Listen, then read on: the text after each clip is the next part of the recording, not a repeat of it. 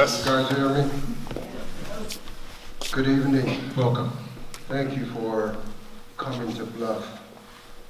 I told you last year or 2 years ago, I'm very impressed with the way you've been to the reservation chapters. I've been involved politically since 1980, and I work with virtually every congressman in your position. Congressman Nelson, Bill Gordon, Chaffetz, Matheson, all those guys. For some reason, they weren't brave like you to come out and votes. I do appreciate that, and I also see my County Commissioner Willie Greyeyes here. Appreciate his attendance. I have a recommendation for you regarding public lands. As you're aware, we have a lawsuit to restore the monument, and there's also some legislations right now in Congress your colleagues are working on. I'm sure Trump will veto those legislations, but I believe that the folks, the people, are relentless.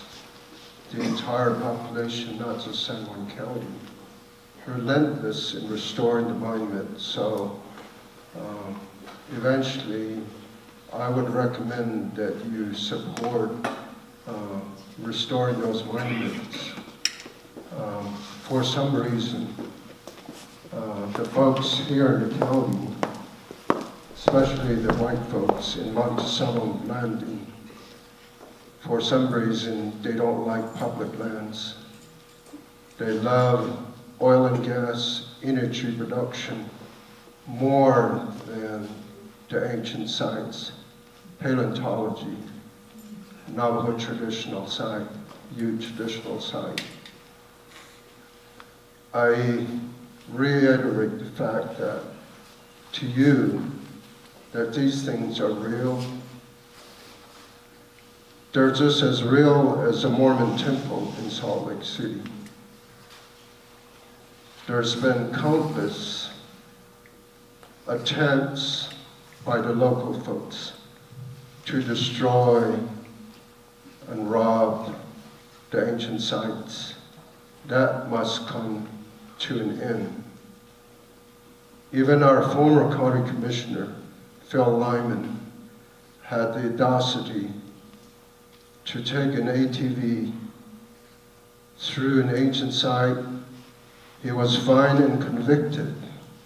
So the things that I'm telling you is not hearsay, it's real. It's in the books. Many, many folks in the county have been convicted for robbing graves. So, I know, I just want to end my statement by saying that we're concerned about this, and you should be concerned about this. And for whatever it's worth, I say this to you this evening. Thank you very much. Thank you. We gave your compadre a shout out at the beginning. I'd love to give the commissioner a shout out. Thank you, Commissioner, for attending. And congratulations to both of you for your recent victory. Oh, Mark, sorry. I'm sorry, I get you. Yes, thank you. Thank you, former Commissioner. I'm going to reiterate this, and I'm sorry that you're going to keep hearing me say this. I don't have the authority to restore the Antiquities Act. I just don't. Now, you are right, there is a bill in Congress, and I want to tell you something that I think we're all going to find a little disappointing. My Democratic colleagues put together a bill that would move this back to 1.9 million acres. They introduced that bill an hour after they told me they would never do that without consulting me first. And to this point, not as one of those 100 Democrats who sponsored this have come to me to even show me the bill. this is where we fail in Congress when we don't work together, right? And this is my point. If we're going to get a bill through Congress, there's only one way we can do it, and that is to work together, because it won't pass. It needs Republicans and Democrats to get a bill through Congress. And to this point, not one of them has been willing to come to me and said, we shouldn't have introduced a bill in your area without talking to you first.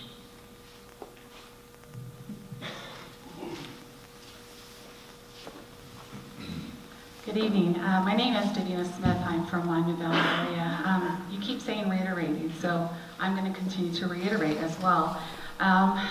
You talked also about the Emory bill. One thing you didn't mention pertaining to stakeholders, you did not mention the Ute tribe. As an Indigenous Native person, we unite with all our Indigenous brothers and sisters because of the injustices and the atrocities that happened over centuries. And so with the Emory bill, the question I have was why were they not involved until after the fact?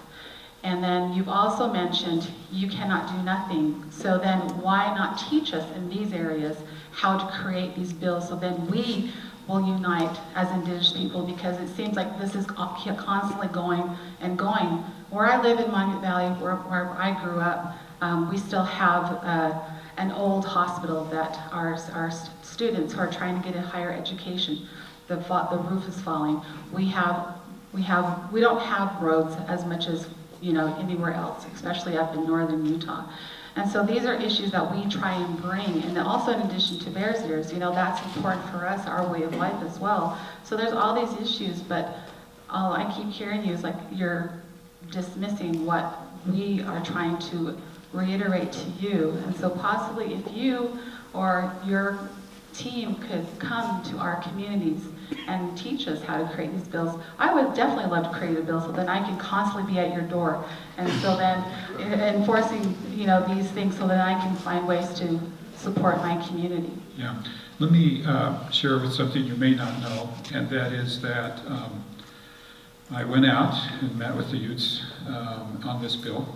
They told us what they would like in the bill, and we actually got to a point where we were able to include everything they asked for in the bill, and they endorsed the bill.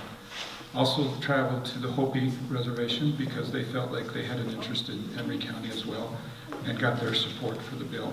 This will be my 4th visit to the Navajo Reservation tomorrow. We're meeting with the Zunis, we're meeting with the U Mountain Utes, and did I miss someone? The Navajos. Hopis was down there a few months ago. He was in the vice chairman was in my office 2 weeks ago. And I do think it's extremely important to involve them. And I think those who have watched will tell you I've done much more than anyone before me, and will continue to do so. Now, as far as your question about how you would write a bill, you can't really write a bill, but you can be very influential in the bill. And I smile a little bit because last year, as a congressman of 3 weeks, I introduced my solution to Bears Ears. And I get that was probably too quick, and especially as a 3-week congressman. But I haven't been able to get very many people, almost no one, to come tell me what they would like me to change in my bill. And I can't improve it. And so my suggestion to you would be to read the bill and to tell me what you like about the bill and what you don't like about the bill.